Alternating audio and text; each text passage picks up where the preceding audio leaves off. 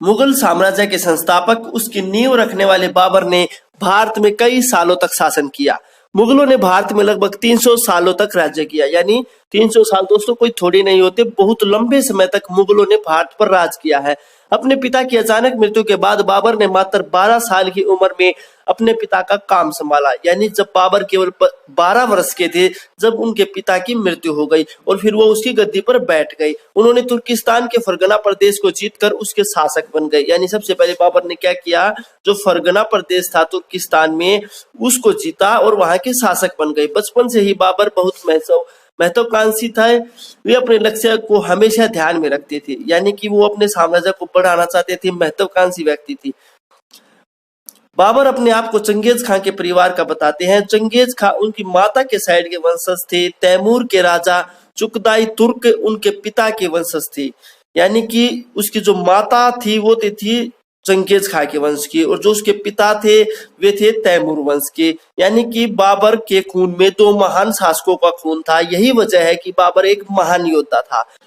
कम उम्र से ही बाबर जंग के मैदान में उतरा है, यानी जब वो 12 साल का था तो उसके पिता की मृत्यु हो गई थी, तो उसके बाद उसने उसकी गद्दी संभाली थी अपने पिता की। और जब से उसने बहुत सारे युद्ध लड़े, लड़ाइयां लड़ी, बहुत सारे जीते और बहुत सारे हारे, और उन्होंने बहुत सारी कठिनाइयों का सामना किया अपनी जिंदगी के शुरुआती दिनों में। तो आगे देखिए दोस्तों, अब हम जानते हैं बाबर के जीवन के कुछ महत्वपूर्ण बिंदु। तो उनका पूरा नाम क्या था, वो था जहरुद्दीन मोहम्मद बाबर। ठीक है दोस्तों, उसका जन्म कब हुआ था, तो दोस्तों इसके जन्म में इतिहासकारों में मतभेद है। कहीं पर लिखा हुआ 23 फरवरी 1483 को इनका जन्म हुआ था, तो कहीं पर लिखा हुआ है कि 14 फरवरी 1483 को इसका जन्म हुआ था। तो आपको इस बात का ध्यान रखना है। अब जन्म स्थान कहाँ था, तो फरगना घाटी तुर्किस्तान में इनका जन्म हुआ था। माता का नाम था कुतलुग निगार खानम और पिता का नाम था उमर शेख मिर्जा। ठीक है दोस्तों, अब आगे देखिए इनकी पत्नी का क्या नाम था। तो इनके टोटल 11 पत्नी थी, 11 बेगम थी। तो उनमें जो मेन है उनके नाम आप अपने स्क्रीन पर देख रहे हो, आयशा सुल्तान, जैनब सुल्तान, मासूमा सुल्तान, महम सुल्तान, गुलरुख बेगम, दिलदार और मुबारका और बेगा बेगम। ठीक है दोस्तों, ये थी इसकी जो मेन पत्नी थी, यानी जिनका इतिहास में ज्यादा जिक्र किया गया है वे थी। अब देखते हैं हम इनका बेटा बेटी। तो इनके कुल 20 बच्चे थे, यानी कि इन 11 बेगम से इनको 20 बच्चे मिले थे। तो उनके नाम क्या क्या थे, हुमायूं सबसे बड़ा था, और कामरान मिर्जा, अस्करी मिर्जा, हिंदल, अहमद, शाहरुख, गुलजार बेगम, गुलरंग, गुलबदन बेगम और गुलबर्ग, ये इनके जो मुख्य बेटा बेटी थे उनके नाम है।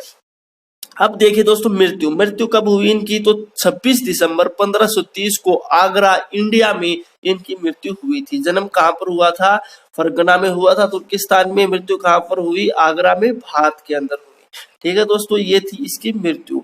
अब आगे देखिए कि बाबर पर अपने परिवार की जिम्मेदारी बहुत कम उम्र में ही आ गई थी। अपने पैतृक स्थान फरगना को वो जीत गए थे, लेकिन ज्यादा दिन तक वहां राज नहीं कर पाए थे। जो उनका पैतृक स्थान था फरगना, वो जीत तो लिया था लेकिन राज नहीं कर पाए थे। वे इसे कुछ ही दिनों में हार गए, यानी दोबारा से हार गए, जिसके बाद उसे बहुत कठिन समय देखना पड़ा और उन्होंने बहुत मुश्किल से जीवन यापन किया। ठीक है दोस्तों, ये थी उसके जो शुरुआती दिनों थे उनके बारे में जानकारी। इस मुश्किल समय में भी उनके कुछ वफादारों ने उनका साथ नहीं छोड़ा, यानी बाबर के जो वफादार थे वे बहुत ही अच्छे थे। कुछ सालों बाद जब उसके दुश्मन एक दूसरे से दुश्मनी निभा रहे थे, तब इस बात का फायदा बाबर ने उठाया और वो 1502 में अफगानिस्तान के काबुल को जीत लिया। ठीक है, यानी कि जो उसके दुश्मन थे ना, वे आपस में लड़ रहे थे, तो इस बात का फायदा बाबर ने उठाया और उन पर आक्रमण कर दिया। जो अफगानिस्तान का काबुल था वो 1502 में बाबर ने जीत लिया। इसके साथ ही उन्होंने अपने पैतृक स्थान फरगना व समरकंद को भी जीत लिया। यानी एक बार तो उन्होंने शुरुआत में जीता था फरगना को, लेकिन वो बीच में हार गया था, फिर दोबारा से उन्होंने फरगना को जीत लिया और समरकंद को भी जीत लिया।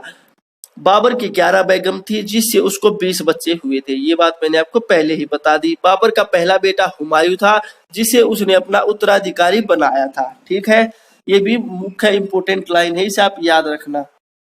मध्य एशिया में जब बाबर अपना साम्राज्य नहीं फैला पाया, तब उसकी नजर भारत पर हुई।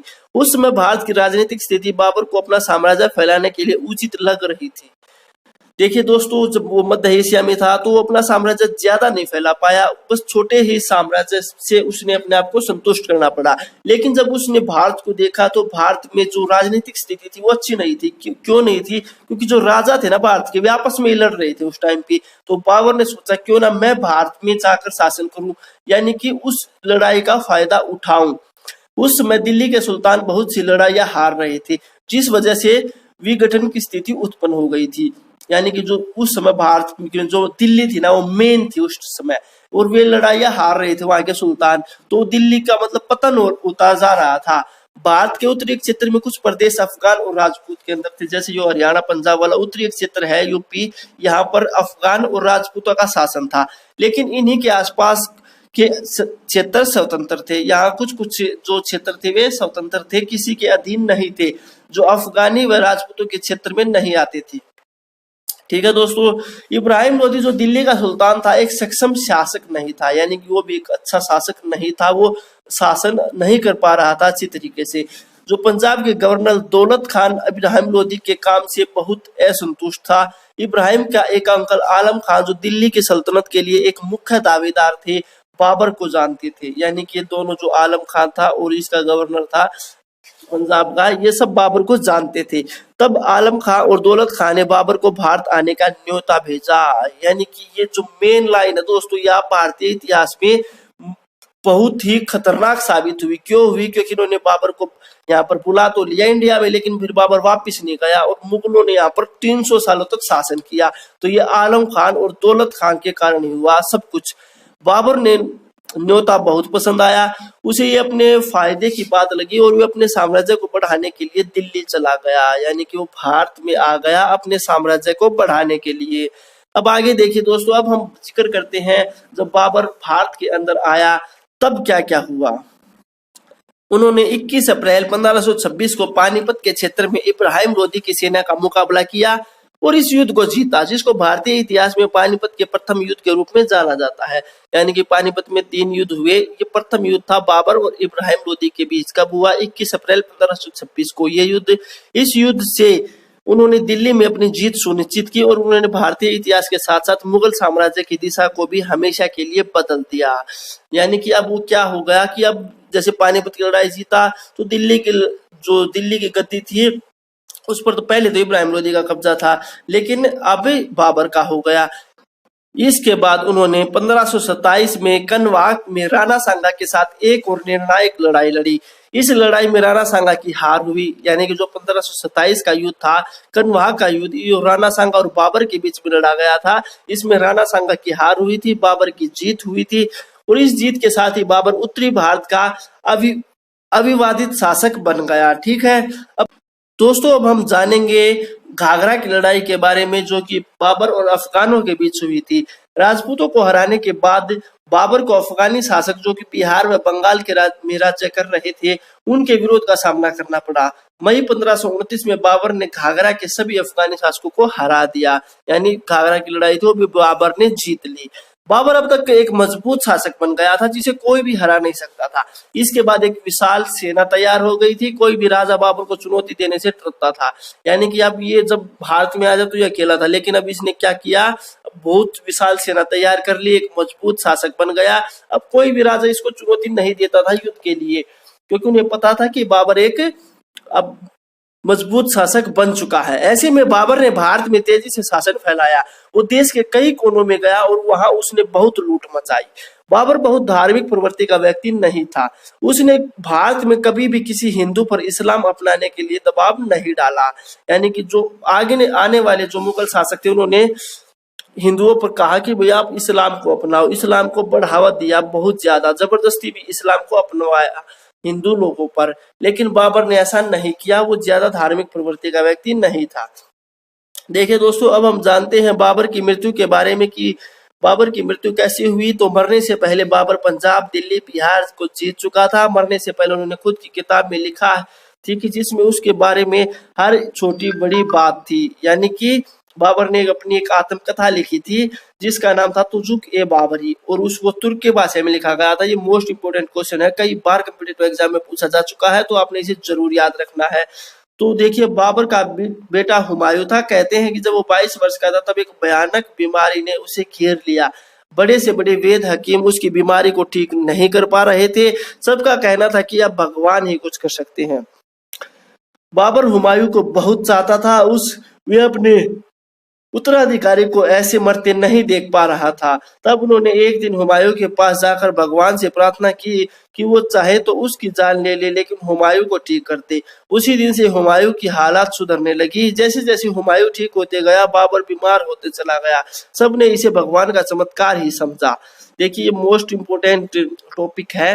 1530 में हुमायूं जब पूरी तरह ठीक हुआ तो बाबर की मौत हो गई। बाबर का अफगानिस्तान ले जाकर अंतिम संस्कार हुआ। यानी कि अगर ये कहा जाए कि बाबर का मकबरा कहाँ पर है, तो अफगानिस्तान में है, काबुल में। हुमायूं इसके बाद मुगल शासक बने और दिल्ली की गद्दी पर राज्य किया। तो इस प्रकार ये था बाबर का जीवन परिचय कि उन्होंने कैसे जन्म लिया, कैसे उन्होंने शुरुआती दिनों में कठिनाइयों का सामना करा। 12 वर्ष में उसके पिताजी की मृत्यु हो गई थी। उसने गद्दी संभाली, फरगना को जीता, फिर फरगना को फिर हार गए। फिर उन्होंने वे भारत में आए। भारत में आकर उन्होंने पानीपत की लड़ाई लड़ी और मुगल साम्राज्य की स्थापना की।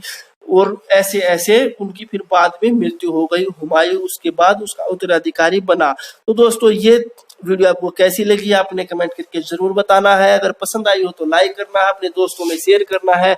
और ऐसी ही एजुकेशन से रिलेटेड बहुत ही अच्छी और इंटरेस्टिंग वीडियो पाने के लिए इस चैनल को सब्सक्राइब कर लेना है। तो धन्यवाद दोस्तों, मिलते हैं अगले वीडियो में एक नए टॉपिक के साथ।